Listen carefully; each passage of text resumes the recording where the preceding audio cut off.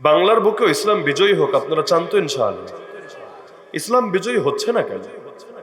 ইসলাম বিজয়ী হোক এটা যদি আমি জিজ্ঞেস করি, চান কে কে? পুরো বাংলাদেশে আমার ধারণা অধিকাংশ মানুষই একমত হবে, অধিকাংশই হাত তুলবে। শুধু টাঙ্গাইলে না, শুধু ময়মনসিংহে না, শুধু ঢাকায় না, পুরো বাংলাদেশের কমন চিত্র এটা। তাহলে হচ্ছে না কেন? আমি ব্যক্তিগতভাবে কয়েকটা কারণ বুঝি। সমস্যাগুলো সামনে আসলে সমাধান একসময় বের হবে ইনশাআল্লাহ। আমি কয়েকটা কারণ বুঝি। এক নম্বর কারণ হলো, নবী সাহাবীদের সঙ্গে আমাদের বড় একটা পার্থক্য আছে এখানে। আমরা ধর্মপ্রাণ, আলহামদুলিল্লাহ, এতে সন্দেহ নাই। আমাদের ভেতরে আবেগ আছে, এতে কোনো সন্দেহ নাই। কিন্তু আল্লাহর নবীর সাহাবীরা, তারা প্রত্যেকেই ছিলেন এক একজন সৈনিক। প্রতিজন সাহাবী তো সংখ্যা কম ছিল, কোনো সন্দেহ নাই। কিন্তু তারা আবেগী সমর্থক ছিলেন না। তারা প্রত্যেকে প্রশিক্ষিত কর্মী, দক্ষ জনশক্তি, জানবাজ সৈনিক, মর্দে মুজাহিদ ছিলেন। এজন্য দেখবেন মক্কার জামানায় সব মিলায় সাহাবী কত জানেন? আজকের এই মাহফিলে যত লোক আছেন না, আর অর্ধেক না। মক্কায় 13 বছর নবী দাওয়াত দিয়েছেন, 1000টা লোক কালেমা পড়ে মুসলমান হয় নাই। এত কম। কিন্তু মদিনার বুকে নবী যখন গেলেন, সর্বপ্রথম ইসলামী রাষ্ট্র কায়েম হয়ে গেল।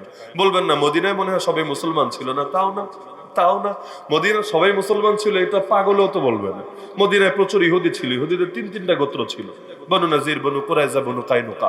আবার যারা মুসলমান দাবি করেছিল এদের মধ্যে প্রচুর মুনাফিকও ছিল, যারা খাঁটি মুসলমান হয় নাই, নিজেদের পিঠ বাঁচানোর জন্য বা স্বার্থের জন্য নিজেদেরকে মুসলমান বলে পরিচয় দিয়েছিল। এত কম মুসলমান নিয়েও এত বড় বিপ্লব কিভাবে ঘটাতে পেরেছিল এ কারণে প্রত্যেকে মনে করত দ্বীনের জন্য আমারও কিছু করার আছে। এটা চিন্তা করে প্রত্যেকে এমন সৈনিকে পরিণত হয়েছিল, শুধু নবীর কমান্ড পাওয়ার অপেক্ষায়, আদেশ পাওয়ার অপেক্ষায়। নেতার আনুগত্য ছিল এই পর্যায়ে। ওই আল্লাহ নবী সাল্লাল্লাহু আলাইহি ওয়াসাল্লাম তো সাহাবীদের সাথে পরামর্শ করেছিলেন বদর যুদ্ধের আগে। সাহাবীরা তো এটাই পরামর্শ দিয়েছিল, ইয়া রাসূলুল্লাহ, আপনি যদি আমাদেরকে নিয়ে সমুদ্রে ঝাঁপ দিতে বলেন, আমরা সমুদ্রেও ঝাঁপ দিব। এক সাহাবী বললেন, নবী মুসার উম্মতের মতো আমরা বলবো না যে নবী তুমি যাও আর তোমার খোদা যাও, তোমরা গিয়ে যুদ্ধ করো। নাউজুবিল্লাহ, এই কথা আমরাকে বলবো না, বরং ইয়া রাসূলুল্লাহ, আমরা আপনাকে এটা বলবো, আমরা আপনার ডানে থেকে, আপনার বামে থেকে, আপনার সামনে থেকে, আপনার পেছনে থেকে লড়াই চালিয়ে যাব। পৃথিবীর কেউ আমাদেরকে থামাতে পারবে না। আপনি যেটা বলবেন আমরা সেটা সঙ্গে সঙ্গে পালন করতে কোনো দ্বিধা করব না। বাংলাদেশে মুসলমানের সংখ্যার কোনো কম নাই, কিন্তু অধিকাংশই আমরা কচু পাতার পানি। বিপদ আসতে দেরি, আমাদের নাই হতে দেরি না। বাতাস আসতে দেরি, আমাদের ঝরে যেতে পড়ে যেতে দেরি না। এভাবে মুসলমান যদি আরো 10 গুণও বাড়ে, কখনোই বিজয় আসবে না।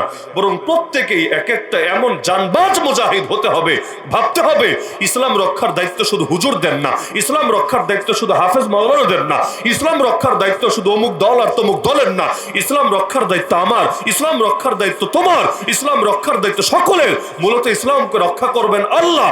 কিন্তু যদি আল্লাহর যেটা নিজের জিম্মাদারিতে নিয়েছেন ওটাকে নিজের কাজে ভাবতে না পারি, আমি কি বান্দা হলাম, কি গোলাম হলাম? আরে গোলাম তো তার মনিবের কাজই করে না, অন্য কারো কাজ করে। যেই গোলাম তার মনিবের কাজ করে না, সে তার কিসের গোলাম? তাহলে মনিব তার মিশন নিয়েছেন, তিনি ইসলামকে হেফাজত করবেন। এখন গোলাম তার দিক থেকে সর্বোচ্চ চেষ্টা চালাবে, আমি আমার রক্ত দিয়ে হলেও আমার মনিবের এই কাজটাকে আগায় নেব ইনশাআল্লাহ। এটাই তো গোলামের কাজ হওয়া দরকার। তাহলে 1 নম্বর নিয়াত রাখেন, ইসলামের জন্য যদি কখনো জানও দিতে হয়, প্রয়োজনে জান দেওয়ার মানসিকতা রাখবেন। আর যদি জান দেওয়ার পরিস্থিতি নাও আসে, প্রত্যেকে আল্লাহ যাকে যে যোগ্যতা দিয়েছেন, যে প্রতিভা দিয়েছেন, সেটা দিয়ে প্রত্যেকে ইসলামের জন্য সৈনিকের মতো অবদান রাখার চেষ্টা করবেন। কেউ এটাকে অন্য কারো দায়িত্ব ভেবে বসে থাকবেন না। রাজি আছেন ইনশাআল্লাহ? 2 নম্বর কাজ হলো, আল্লাহ নবীর সাহাবীরা সংখ্যায় কম ছিলেন সত্য, কিন্তু তারা ঐক্যবদ্ধ ছিলেন, তাই না? সংখ্যায় কম ছিলেন, কিন্তু আরবিতে বলে জামাত। আল্লাহ রাসূল বলেন, বুখারীতে হাদিস আছে, আমি তোমাদেরকে 5টা আদেশ দিব, যেই 5 আদেশ আল্লাহ আমাকে দিয়েছেন। আনা আমুরুকুম বিখামসিন আল্লাহু আমারানি বিহিন। ওই 5 আদেশের মধ্যে একটা আদেশ হলো, 3টা একসাথে বলা যায়, আস-সামউ ওয়া তাআ আল জামাত। শুনবা, মানবা, ঐক্যবদ্ধ থাকবা। জামাত মানেই হলো ঐক্যবদ্ধ দল। বাজারে যদি 10,000 লোক থাকে, এটাকে জামাত বলে না, এটাকে জামাত বলে না। আবার তাবলীগের জামাত আসে না মসজিদে, বিকালে যখন গাছতে বের হয়, দেখবেন তারা একটা কথা বলে। গাছতে যখন বের হয়, গাছ বুঝেন, বিকেলে দাওয়াত দিতে এলাকায় যখন ছড়ায়া যায়, ছোটবেলায় আমার খটকা ছিল এই বাক্যটা নিয়ে, পরে বুঝেছি। তারা তখন একটা বাক্য বলে যে একটা জামাতের 2টা অংশ থাকবে, এক অংশ কাজ করবে বাহিরে, আর এক অংশ কাজ করবে ভেতরে। বাহিরে যারা কাজ করবে তাদের মধ্যে 4টা শ্রেণী থাকবে। রাহবার থাকবে, জিম্মাদার থাকবে, একজন কথা বলবে, মুতাকাল্লিম থাকবে, আর কিছু মামুর থাকবে, তাই না? আবার ভেতরে যারা কাজ করবে তাদের মধ্যেও 4টা শ্রেণী থাকবে। তো যাই হোক, আমার খটকা ছিল যে এক জামাতের 2 অংশ কেন বলে? 2 জামাত বললেই তো চলে, যে 2টা জামাত হবে, এক জামাত বাইরে গিয়ে কাজ করবে আর এক জামাত ভেতরে কাজ করবে, এমনি বললেই তো হয়। কিন্তু এক জামাতের 2 অংশ হবে, এক অংশ বাহিরে, এক অংশ ভেতরে। ছোটবেলা আমার খটকা ছিল, এভাবে বলে কেন? পরে বুঝলাম, আরে বাজারে 10,000 লোক একসঙ্গে থাকলেও জামাত বলে না, আর এখানে 10টা 20টা লোকও, একজন চলে গেছে, কয়েকজন চলে গেছে হয়তো 1 মাইল দূরে, কয়েকজন এই 1 মাইল দূরে মসজিদের ভেতরে, তারপরে বলা হচ্ছে এক জামাত। কেন? জামাত মানেই হলো যাদের লক্ষ্য এক, যাদের উদ্দেশ্য এক, যাদের নেতৃত্ব এক, আনুগত্য এক। এরকম লোক যদি 100 কোটি হয় তাও তারা জামাত। আর একসঙ্গে বৈশাও যদি লক্ষ্য আলাদা, মিশন আলাদা, ভীষণ আলাদা, নেতৃত্ব আলাদা, আনুগত্য আলাদা, তাদেরকে জামাত বলা হয় না, তাদেরকে বলা হয় বিচ্ছিন্ন, বিচ্ছিন্ন অংশ। তাহলে জামাত মানে বুঝলেন? পৃথিবীতে কেউ আমেরিকায় আছে, কেউ বাংলাদেশে আছে, তবুও তারা এক জামাত হতে পারে। কিভাবে? যদি একই আনুগত্যে থাকে, একই নেতৃত্বে থাকে, একই লক্ষ্য উদ্দেশ্য নিয়ে কাজ করে, সকলে মিলে এক জামাত হতে পারে। ইসলাম এটাই চায়, পৃথিবীর সমস্ত মুসলমান হবে কয় জামাত? কয় জামাত? এজন্য ইসলামে এক নেতার অধীনে সকলে ঐক্যবদ্ধ থাকে। আল্লাহ রসুলের জামানায় নেতা কয়জন? আবু বকরের জামানায় নেতা কয়জন? ওমরের জামানায় নেতা কয়জন? ওসমানের জামানায়, আলীর জামানায় নেতা কয়জন? আর আমাদের জামানায়, আমাদের জামানায় নেতার অভাব নেই, হাজার হাজার লাখ লাখ নেতা, প্রতিটা দেশে দেশে আলাদা, বিভাগে বিভাগে আলাদা, থানায় থানায় আলাদা। এজন্যই তো মুক্তি আসে না। আপনি চিন্তা করেন, 200 কোটি মুসলমানের নেতা যদি একজন হতো, এমন একটা জামানা, স্বার্থে আঘাত লাগলে, আরে আলেম তো আলেম, নিজের বাপরেও অনেকে ছাড় দেয় না। মা বোনের গায়ে পর্যন্ত হাত তুলতে একটাবার বিবেকে বাঁধে না, একটাবার বিবেকে পর্যন্ত বাঁধে না যে একজন মা বোনের গায়ে হাত তোলা, এটা তো কোনো বীর পুরুষ, কোনো মর্দে মুজাহিদ, কোনো বিপ্লবী, কোনো ধরনের যোদ্ধার আচরণ হতে পারে না। কারণ নারীর সঙ্গে লাগার মধ্যে কি বীরত্ব আছে? এতই যদি হ্যাডম থাকে, তাহলে বীরের সঙ্গে লেগে প্রমাণ করুক কার গায়ে কত জোর আছে। কিন্তু আল্লাহ হেফাজত করুক। অন্ধত্ব এমন জিনিস, স্বার্থ এমন জিনিস, যেটা মানুষকে মাঝে মাঝে আর মানুষের কাতারে রাখে না, পশুর কাতারে নামিয়ে। তো এখন সাঙ্গপাঙ্গরা লাফিয়ে উঠলো, কিরে হামজা, তোর এত বড় সাহস, আমাদের নেতার গায়ে হাত তুললি, আজকে তোর একদিন কি আমাদের একদিন। ভাবটা এমন হামজার সঙ্গে লাগতে যাবে। কিন্তু আবু জাহাল জানে, হামজার গায়ে একটা তাজও যদি লাগে, এর পরিণতি কতটা ভয়ঙ্কর হবে, এটা আর কেউ না জানলেও আবু জাহাল ভালো করে জানে। 1 নম্বরে হামজার সঙ্গে শক্তি তো সহজে কেউ কুলাতে পারবে না। ওরা যদি অনেকে মিলে মাইটের দেয়, হামজার এমন এক বংশ আছে, বনু হাশেম, গোটা আরবের মধ্যে যাদের মতো বীর, যাদের মতো যোদ্ধা, যাদের মতো সাহসী দ্বিতীয় কোনো এলাকায় নাই। পুরো বাংলাদেশে এমন কিছু জেলা আছে না, মার্কামারা জেলা, ওই জায়গায় কেউ বিয়ে দিতেও ভয় পায়, লাগলে তো এদের সঙ্গে কুলে উঠতে পারবো না। যে হারে মারপিট করে, যে হারে সারা বছর গরম করে রাখে, মানুষ ভয় পায়। কিছু এলাকার লোকই থাকে সাহসী, জাতগত ভাবেই তারা সাহসী, তারা যোদ্ধা। তো বনু হাশেম ছিল গোটা কুরাইশের মধ্যে, গোটা আরবের মধ্যে সবচাইতে ভালো যোদ্ধা। তো এখন যদি হামজারে মারে, হামজার বংশে 2-4টা লোক নাই, 10-20টা লোক নাই, ওরা যদি আবু জাহালের বিরুদ্ধে নামে, আবু জাহাল জানে ওরে মাটির নিচে পুঁতে ফেলবে, ওর অস্তিত্বই খুঁজে পাওয়া যাবে না। ও ঠান্ডা করে দিল সবাইরে, থাক থাক থাক, আমি ওর ভাতিজাকে মেরেছি, ও তো আমাকে মারতেই পারে, ও তো আমাকে করা কথা বলতেই পারে, থাক তোরা যা, তোরা ওকে কিছু বলিস না। এই যে হামজা রাদিয়াল্লাহু তাআলা আনহু এই কাজটা করলেন, বাসায় ফেরার পর থেকে ওনার বিবেকে ওনাকে দংশন করতে লাগলো, হায় আমি কাজটা কি করলাম, আমি মিথ্যা কথা বললাম। আরব জাতির একটা বৈশিষ্ট্য ছিল, এরা মিথ্যা সহজে বলতো না। সে চিন্তা করলো, আমি মিথ্যা কথা বললাম, আমি যে বললাম আমি মুহাম্মাদের ধর্মে আছি, আমি তার ধর্মে নাই তো, আমি তো লা ইলাহা ইল্লাল্লাহ মুহাম্মাদুর রাসূলুল্লাহ পড়ি নাই, আমি তো এখনো বাপদাদার ধর্মে আছি, তারপরও এই কথাটা আমি কেন বললাম? তার কাছে খুব খারাপ লাগতে লাগলো। আল্লাহর কাছে দোয়া করলো, আল্লাহরে মানতো, নাস্তিক তো ছিল না, মুশরিক ছিল। মুশরিক মানে আল্লাহরও মানে, সঙ্গে অন্যদেরকে শরীকও করে, আল্লাহকে অস্বীকার করে তা না, জাস্ট শরীক করে। বলতে লাগলো, আয় আল্লাহ, আমি যা বলেছি আমার কথাটা যদি সঠিক হয়ে থাকে, এটাই যদি আমার জন্য উচিত হয়ে থাকে, আমার করণীয় হয়ে থাকে, তাহলে এটা শুধু আমার মুখে না, আমার দিলেও ধারণ করার তৌফিক দিয়ে দাও। আর যদি এটা আমার জন্য অকল্যাণকর হয়, অশুভ হয়, ক্ষতিকর হয়, তাহলে অন্তত আমার দিলটারে শান্ত করে দাও, আমার ভেতরে ছটফটানি দূর করে দাও। এই যে একটা দোয়া করলো, অনেকটা ইস্তেখারার মতো আর কি। যদিও নামাজ পড়ে না, ইস্তেখারা আলাদা দোয়া করেছে তা না, কিন্তু আল্লাহকে এভাবে বললো। আলহামদুলিল্লাহ, রাত পেরিয়ে সকাল যখন আসলে এমন ভাবে নবীর দিকে মন ঝুঁকে পড়লো, ডাইরেক্ট নবীর কাছে এসে বলল, মোহাম্মদ ভাতিজা, আমাকে একটু নসিহত করো তো, তুমি ইসলাম ব্যাপারে কিছু কথা বলো তো আমার সামনে। আল্লাহ রসুল সাল্লাল্লাহু আলাইহি ওয়াসাল্লাম বুঝলেন যে ভেতরটা চেঞ্জ হয়েছে, চাতক পাখির মতো আগ্রহী হয়েছে ইসলামের উপর। নবীজি অল্প কিছু কথা বলে ইসলামের সৌন্দর্য তুলে ধরলেন। সঙ্গে সঙ্গে হামজা কালেমা পড়ে ফেললেন, আশহাদু আল্লা ইলাহা ইল্লাল্লাহ ওয়া আশহাদু আন্না মুহাম্মাদান আবদুহু ওয়া রাসূলুহু। তাহলে আমরা বলতে পারি হামজা মুসলমান হয়েছে কারণ দাওয়াত পেয়ে না, হামজা মুসলমান হয়েছে ইসলামের উপর আঘাত দেখে। অনেক সময় হিতে বিপরীত হয়। আমি বাংলাদেশে এমন নাস্তিকও চিনি যেই লোকটা 2013 আগ পর্যন্ত নাস্তিক ছিল, তো শাপলা চত্বরে যে নিকৃষ্ট আচরণ করা হয়েছে আমাদের সাথে, আলেম ওলামাদের সাথে, এটা দেখার পর তার গোটা জিন্দেগি চেঞ্জ করে, মানসিকতা পরিবর্তন করে এখন দ্বীনের বড় দায়িত্বে পরিণত হয়ে গেছে আলহামদুলিল্লাহ। অনেক সময় জুলুম অনেকের হেদায়েতের জরিয়া হয়ে যায়, অনেকের চোখ খুলে যায়। তো যার কারণে হামজা রাদিয়াল্লাহু আনহু মুসলমান হলেন। তো বলছিলাম কখনো এমন হতো যে এক হাতে তালি বাজতো, এমনি বাজুক না বাজুক, কিন্তু আল্লাহ নবীর ক্ষেত্রে, সাহাবীদের ক্ষেত্রে এই কাফেররা এক হাতেই তালি বাজাতো। না হলে আমার নবী জীবনে কোনোদিন কাউকে গালি দিয়েছেন? তিনি তো কাউরে গালি দেন নাই, তারে এত গালি কেন দেওয়া হলো? তিনি তো কারো গায়ে অন্যায় ভাবে হাতও তোলেন নাই, তাকে কেন এত নির্মম ভাবে বিভিন্ন সময় জুলুম নির্যাতন করা হলো? তো তওয়াফের কথা মনে আছে তো? নবী যে তওয়াফ করতে করতে যতবারই সামনে দিয়ে যাচ্ছিলেন, নিকৃষ্ট ভাষায় আল্লাহ নবীকে গালিগালাজ করতে লাগলো। এক পর্যায়ে আল্লাহ রাসূল সাল্লাল্লাহু আলাইহি ওয়াসাল্লামের চেহারা রাগে লাল হয়ে গেল। এমন লাল হওয়া হলো দেখে মনে হচ্ছিল যেন ডালিমের দানাগুলো নিংড়ে তার চেহারার মধ্যে ঢেলে দেওয়া হয়েছে। এক পর্যায়ে আল্লাহ রাসূল একটা মন্তব্য করলেন, জাস্ট একটা বাক্য, সির্ফ একটা বাক্য। নবীজি বললেন, ওয়াল্লাহি লাকাদ জিতুকুম বিযাবহি, আল্লাহর কসম আমি তোদের কাছে জবাই নিয়ে এসেছি। কঠিন বাক্য না? ওরা যারা বসা, নবী বললেন, আল্লাহর কসম আমি তোদের কাছে জবাই নিয়ে এসেছি। কোন কোন রিওয়ায়াতে আছে নবী খালি মুখ দিয়ে বলেছেন তা না, হাত দিয়ে ইশারা করেছেন। হাত দিয়ে এভাবে একটা ইশারা করেছেন। এখন দরকার ছিল না গালির মাত্রা আরো বাড়বে? এতক্ষণ গালি দিচ্ছিল, গালির জবাব যদি কিছু দিয়ে দেওয়া হয়, ভদ্র ভাষায়ও যদি দেন, গালি কিন্তু কমে না, গালি কিন্তু আরো বাড়ে, কখনো গায়ে এসে হাত তুলে। কিন্তু মজার ব্যাপার হলো নবী এই বাক্যটা বলার সঙ্গে সঙ্গে ওরা এমন ভাবে চুপ হয়ে গেল, মনে হচ্ছিল যেন জিন্দা মানুষ না, ওরা এক একটা গাছ যার মাথার উপর এসে এখন পাখিও বসতে পারবে, এমন ভাবে নিস্তেজ হয়ে গেল। কারো জবান থেকে কথা আসছিল না, পুরো চেহারা ফ্যাকাশে হয়ে গেল। কেন?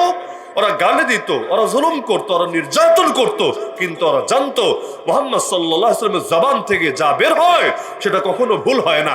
আরে চোখে যা দেখে এটা উল্টা হতে পারে, আল্লাহর নবীর জবান থেকে যেটা বের হয় সেটা কখনোই উল্টে না।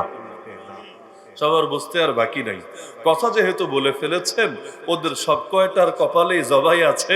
আল্লাহ নবী সাল্লাল্লাহু আলাইহি ওয়াসাল্লাম যেটা বলেছেন দুদিন আগে বা পরে সেটা হবেই হবে, কেউ কিচ্ছু বলতে পারলো না।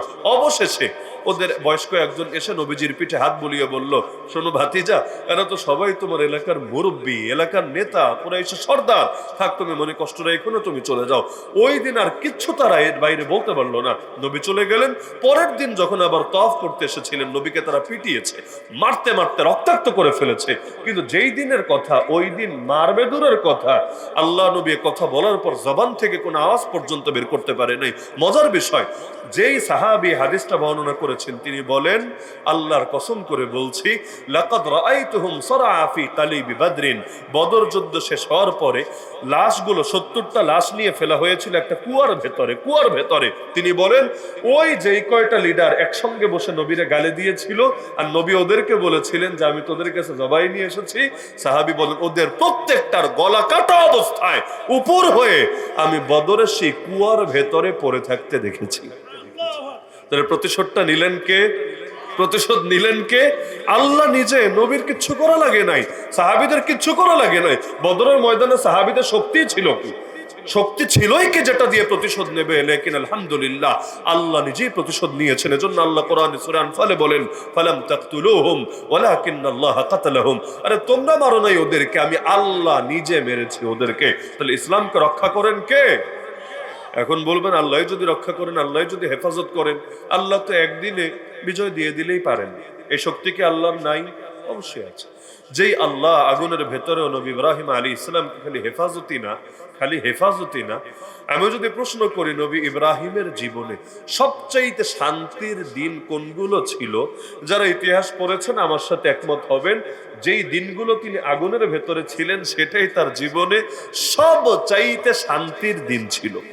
আপনি বলবেন এটা কেমন কথা, আগুনের ভেতর সবচাইতে শান্তি হয় কিভাবে? হয় এভাবে, আমার আল্লাহ যখন আগুনকে বলেছিলেন ইয়া নারু কুনি বারদাম ওয়া সালামান আলা ইব্রাহিম, হে আগুন আমার ইব্রাহিমের জন্য তুমি শীতল হয়ে যাও এবং সালাম হয়ে যাও। আমারে বলেন তো সালাম মানে কি? মাশাআল্লাহ সবাই জানেন সালাম মানে শান্তি। আল্লাহ আগুনকে বললেন আমার ইব্রাহিমের জন্য সালাম হয়ে যাও। আল্লাহ যখন আগুনকে সালাম হতে বললেন, সেই আগুন শান্তির হবে না তো কোন আগুন শান্তির হবে? এমন শান্তির হওয়া হয়েছে জীবনে সবচাইতে মজার দিন, আরামের দিন, প্রশান্তির দিন আগুনের দিনগুলোই হয়েছে। আলহামদুলিল্লাহ। তো যেই আল্লাহ মাছের পেটেও নবী ইউনূসকে রক্ষা করেছেন, যেই আল্লাহ ছুরির নিচেও নবী ইসমাইলকে রক্ষা করেছেন, যেই আল্লাহ ফেরাউনের সামনেও নবী মূসাকে খালি রক্ষাই করেন নাই, এই ফেরাউনরে দিয়েই নবী মূসারে লালন পালন করিয়েছেন। মানে চেয়েছিল মারতে, মারতে তো পারেই নাই, উল্টা তার লালন পালন করতে হয়েছে, পালক পিতার ভূমিকা পালন করতে হয়েছে। যেই আল্লাহ আমার নবীকে সেই গুহার ভেতরে হেফাজত করলেন জালিমদের হাত থেকে, ওই আল্লাহ এখনো আছেন নাকি নাই? তুই আল্লাহ চাইলে শুধুমাত্র তার নির্বাহী আদেশ দিয়েই তিনি তো পারেন ইসলামকে বিজয়ী করতে। পৃথিবীর কেউ যেটা পারবে না ঠেকিয়ে রাখতে, নাকি পারেন না? আরে পারেন নাকি পারেন না? তা আল্লাহ যদি পারেন তাহলে করেন না কেন? প্রশ্ন বুঝতে পারছেন? আল্লাহ যদি পারেন তাহলে করেন না কেন?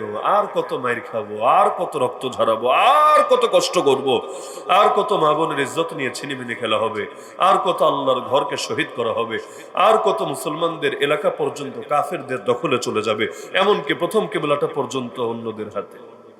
প্রথম কেবলা, আমাদের প্রথম কেবলা পর্যন্ত আমাদের হাতে নাই।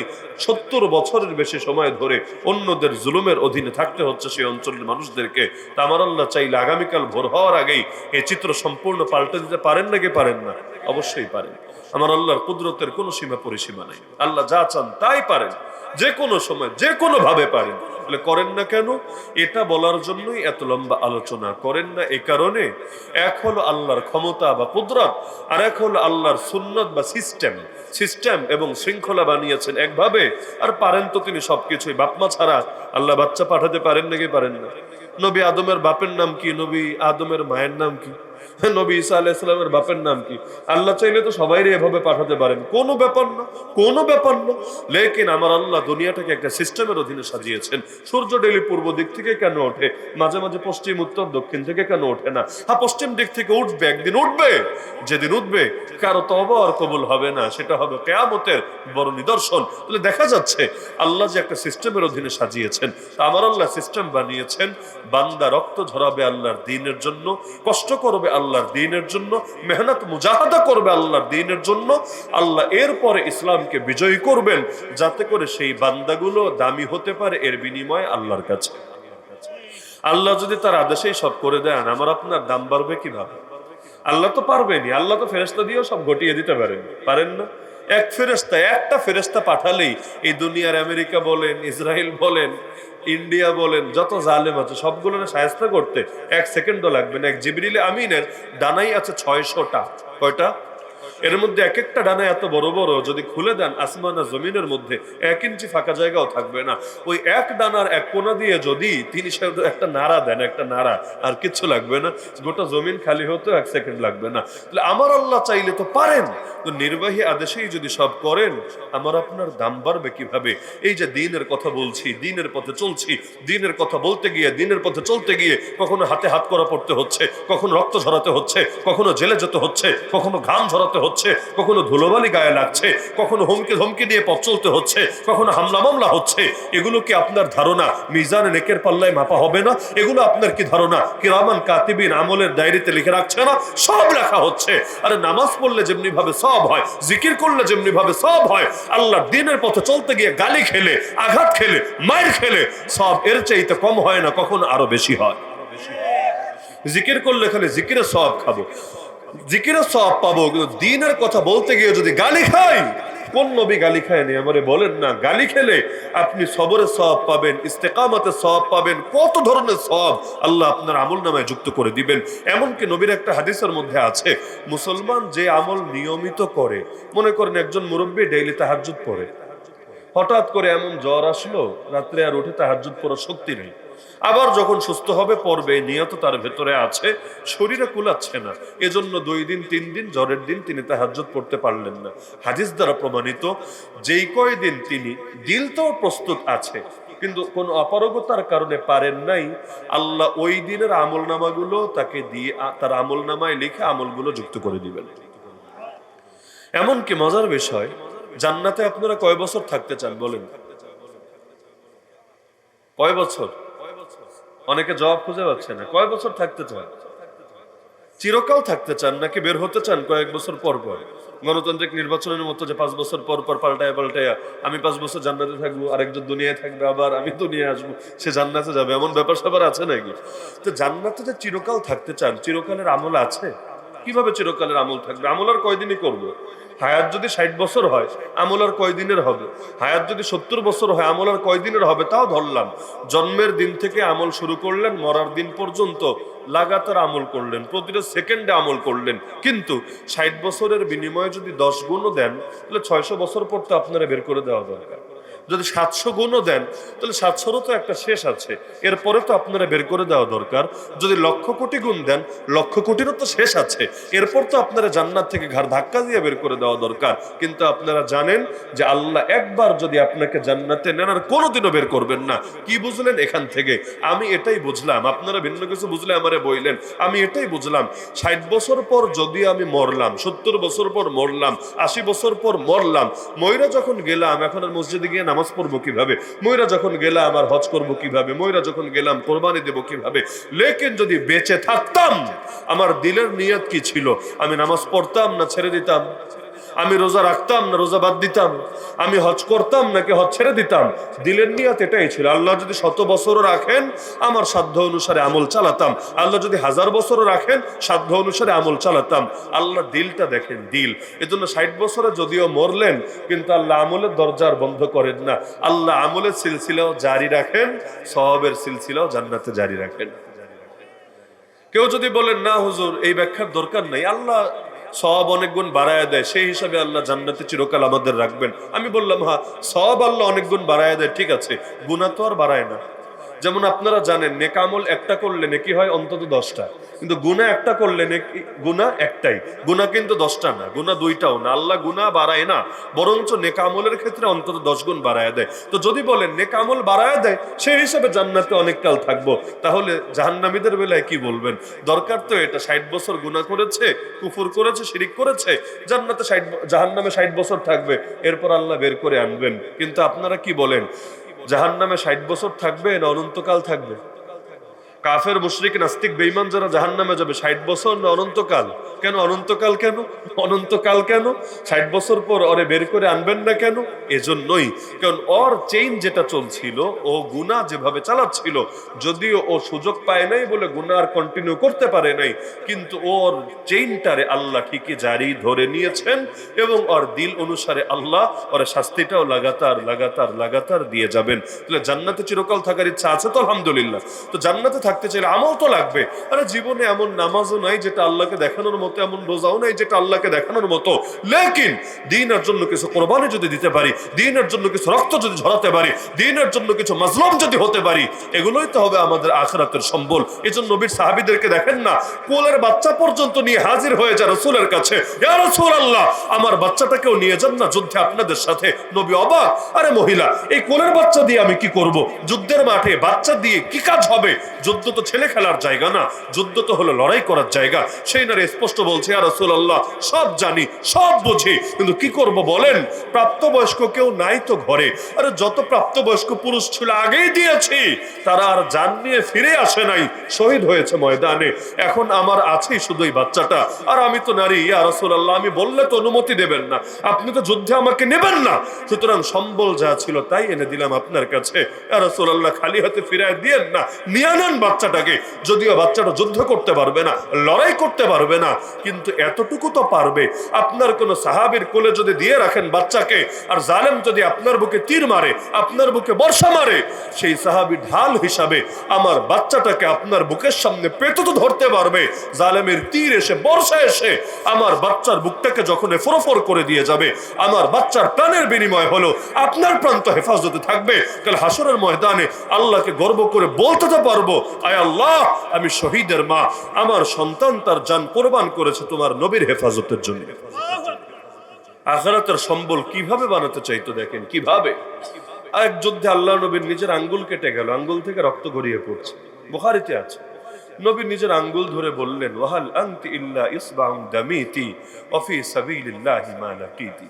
আরে আঙ্গুল, তোর গা থেকে রক্ত ঝরছে, তোর ভেতর থেকে রক্ত বের হচ্ছে, তাতে কি? যা হয়েছে সেটা যেহেতু আল্লাহর রাস্তায় হয়েছে, জিহাদের মাঠেই হয়েছে, সুতরাং এটা তো তোর জন্য বড় সম্বল হয়েছে, আখিরাতের বড় পুঁজি হয়েছে। এক সাহাবীকে শুলে চড়িয়ে হত্যা করা হবে, মুশরিকদের হাতে গ্রেফতার। তিনি বললেন, আমারে মারবা, যেহেতু মারার সব প্রস্তুতি শেষ করে ফেলেছ, আল্লাহর ওয়াস্তে আমরা 2টা রাকাত নামাজ পড়ার সুযোগ দাও। নামাজ পড়ার পর মেরে ফেললো, কোনো আপত্তি নেই। তারা নামাজ পড়ার সুযোগ দিল, তিনি ওযু করলেন, নামাজ আদায় করলেন। এর আগেই তারা অনেকটা তার দিক থেকে দিলগতভাবে দুর্বল হয়ে গিয়েছিল, কারণ তাকে যখন জেলের ভেতর রেখেছিল এখানে ঝুলানোর আগে, ওরা নিজেরাই দেখেছে অদ্ভুত ভাবে, অবাক হয়ে, যে তার কাছে এমন এমন ফল, এমন এমন খাবার কোত্থেকে জানিয়ে এসেছে, যেটা তারা কেউ দেয় নাই, তাদের দিক থেকে যাওয়ার কোনো সুযোগও নাই, এমন এমন খাবারও যেটা এলাকার মধ্যেও নাই, তো তাকে খেতে দেখছে। তারা অবাক, ওই মারিয়াম আলাইহিস সালামের মতো এগুলো আসে কোত্থেকে। তারা বুঝে ফেলেছে এই বান্দা আর স্পেস সাথে তার থেকে দুর্বল ছিল। তিনি যখন বললেন নামাজ পড়বো, দিল নামাজের সুযোগ। উযু করে 2 রাকাত নামাজ পড়লেন। নামাজটা শেষ করে প্রথমে আল্লাহর কাছে দোয়া করে নিলেন। নামাজের পরে দোয়া কবুল হয় জানেন তো আপনারা? নামাজের পরে দোয়া কবুল হয় জানেন তো আপনারা? যদি একটা ঝামেলা আছে, সেটা হলো আল্লাহ নবী সাল্লাল্লাহু আলাইহি ওয়াসাল্লাম যে দোয়াগুলো নামাজের পরে পড়তেন, আমাদের অধিকাংশ লোক সেগুলো পারেই না। পড়বে দূরের কথা, অন্তত 26টা দোয়া এমন আছে, অন্তত 26টা, যেগুলো আল্লাহ নবী নিয়মিত ভাবে ফরজ নামাজের পরে পড়তেন। যদিও নবীর পড়াটা ছিল আলাদা আর আমাদেরটা আলাদা। আল্লাহ নবী এবং তার সাহাবীরা প্রত্যেকে আলাদা আলাদা ভাবে দোয়াগুলো পড়তেন, প্রত্যেকে পড়তেন। কারণ দোয়া সবার লাগবে নাকি লাগবে না? আর আমাদের তো মাশাআল্লাহ সুন্দর সিস্টেম আছে। সামনে ধরেন আমি হাত তুললাম, পেছনে আপনার 100 জন হাত তুললেন, কিছু শোনেন বা না শোনেন, বা আমিও জোরে কিছু বলি না বলি, মনে মনে একটা আমিন বললেন। কিসের উপর আমিন বললেন এটা আপনিও জানেন না। আমিনটা যে কিসের উপরে এটা আপনিও জানেন না, আপনার এটা শোনারও টাইম নেই। এমন অনেক সময় এমন হয় দোয়া করারও টাইম নেই, খালি আল্লাহুম্মা আমিন হয় না অনেক সময় তাড়াহুড়ার ভেতরে। এটা কি করলো? আল্লাহুম্মা আমিন মানে হে আল্লাহ কবুল করো। কি কবুল করবে বেটা? কিছু বল, কবুল করবে এটাকে কিছু একটা বইলা না বলবি যে আল্লাহ এটা কবুল করো না, বলার টাইম নেই, বড় বিজি। আল্লাহুম্মা আমিন, আল্লাহ হেফাজত করুক। দোয়া সবার দরকার, সবার, প্রত্যেকের দিল থেকে দোয়া বের হওয়া দরকার। এজন্য আমার একটা অনুরোধ থাকবে, নবীজি নামাজের পরে যেই যেই দোয়া পড়তেন আপনারাও সেগুলো শেখার চেষ্টা করবেন ইনশাআল্লাহ। কঠিন কোনো ব্যাপার না। এখানে বিভিন্ন মসজিদের লোক আছেন, সব তো এক মসজিদের মুসল্লি না। আমার অনুরোধ থাকবে ওলামাদের সাথে পরামর্শ করে নবীজি দোয়াগুলো নামাজের পরে পড়তেন পুরোটা প্রিন্ট করবেন। বেশি টাকা লাগবে না, 200-400 টাকা লাগবে। ওই যে বড় এরকম ঝুলানোর মতো, কি বলে, ফেস্টুন বলে নাকি, মসজিদের মধ্যে যে ঝুলানো যায় দেয়ালের মধ্যে বড় ফেস্টুন, এখন খুব বেশি লাগবে না। মনে করেন এই সাইজের একটা ফেস্টুন যদি আপনি প্রিন্ট করেন, আরবিতে দোয়াগুলো দেওয়া থাকলো, সঙ্গে মনে চাইলে অনুবাদ বা আপনার উচ্চারণটাও দিতে পারেন যদি মনে করেন অনেকে আরবি পড়তে পারবে না। এভাবে টানায় দিলেন, 26টা না পারেন 6টা দেন, 10টা দেন, 12টা দেন, 15টা দেন, অন্তত মানুষের সামনে থাকুক। চোখের সামনে থাকলে অনেকে দেখে দেখেও শিখে ফেলবে ইনশাআল্লাহ। আমরাও ছোটবেলায় মাদ্রাসায় ভর্তি হওয়ার আগে অনেক দিন শুনতে শুনতে শিখেছি, শুনতে শুনতে। আমাদের বাচ্চারাও কোলে থাকতে থাকতেই আল্লাহ আল্লাহ লা ইলাহা ইল্লাল্লাহ এগুলো কোলে থাকতে থাকতে আরবি শেখার আগেই এগুলো মুখস্থ করে ফেলে আলহামদুলিল্লাহ। নামাজের পরে কিছু দোয়া শেখা দরকার আছে নাকি নাই? এমনকি কিছু দোয়া আপনারা পারেন তাও পড়েন না, পারেন তাও পড়েন না। বলবেন এটা আবার কি, পারি পড়ি না। যেমন আয়াতুল কুরসি পারেন নাটাকে, সবাই তো পারেন। আয়াতুল কুরসি পারেন না কে? সবাই পারেন। কিন্তু প্রত্যেক নামাজের পর কেউ যদি আয়াতুল কুরসি পড়ে, নবীজি বলেন তার মাঝে আর জান্নাতের মাঝে ব্যবধান থাকবে খালি মরণ। মরতে দেরি, জান্নাতে যেতে দেরি না। কত বড় ফজিলত, অথচ আয়াতুল কুরসি পড়তে কয় ঘন্টা লাগে? কয় ঘন্টা লাগে? কত সহজ। একইভাবে একটা দোয়া অনেকবার শুনতে শুনতে হয়তো অনেকের অর্ধেক মুখস্থ, আল্লাহুম্মা আনতাস সালাম ওয়া মিনকাস সালাম তাবারাকতা রব্বানা ওয়া তাআলাইতা ইয়া যাল জালালি ওয়াল ইকরাম পড়তে কয় ঘন্টা লাগে? এরকম অনেকগুলো দোয়া এমন আছে যেগুলো আপনারা পারেন। আচ্ছা, আর কিছু বাদ দিলাম, আস্তাগফিরুল্লাহ সবাই পারেন না? আস্তাগফিরুল্লাহ সবাই পারেন না? তা আমার নবী তো সালাম ফিরে 3 বার বলতেন, আস্তাগফিরুল্লাহ আস্তাগফিরুল্লাহ আস্তাগফিরুল্লাহ, কিন্তু এটাও তো বলে না। আমরা নিজেরা যে দোয়াটা করি, এই দোয়ার প্রতি এত মনোযোগী হয়েছি, নবীর শেখানো দোয়ার কোনো দামই দেই না। অথচ আল্লাহর কসম করে আমি বলছি, আল্লাহর কসম করে, আমার মতো হাজার হুজুর মিলেও যদি নিজের মতো দোয়া করে, আল্লাহর নবীর দোয়ার ধারে কাছেও সেটা কোনোদিন পৌঁছবে না। নবীর দোয়াই আর আমাদের দোয়াই। নবীর বাক্য, নবীর শব্দ, আরে সব তো আল্লাহর শেখানো ওহী। শুধু কোরআনই ওহী তা না, নবীজি যেগুলো বলেন এগুলো ওহী না? আরে এগুলো ওহী না? তো কই নবীর শব্দ, কই আমার শব্দ, কই নবীর বাক্য, কই আমার বাক্য, কই নবীর দোয়া, কই আমার দোয়া? এজন্য নামাজের পরে চেষ্টা করবেন এই দোয়াগুলো পড়তে, ইনশাআল্লাহ বরকত পাবেন। আল্লাহ নবীও পড়তেন, সাহাবীরাও পড়তেন। সুন্নতের গুরুত্ব দেওয়া দরকার বেশি। বৈধ পরে সুন্নত আগে, বৈধ পরে সুন্নত আগে। দোয়ার ব্যাপারে যত্নবান হবেন তো ইনশাআল্লাহ। আল্লাহ সবাইকে তৌফিক দান করুন। তো এখন দোয়ার আলোচনা আসলে কি প্রসঙ্গে?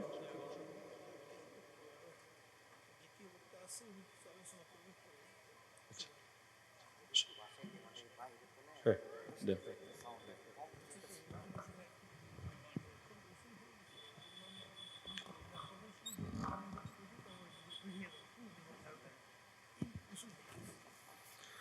হুজুর আরেকটা পয়েন্ট বললেন, দোয়া তো আছে, এটা অবশ্য সারা দেশে মহামারী, আমাদের ওদিকেও হয়, ঢাকা শহরেও হয়।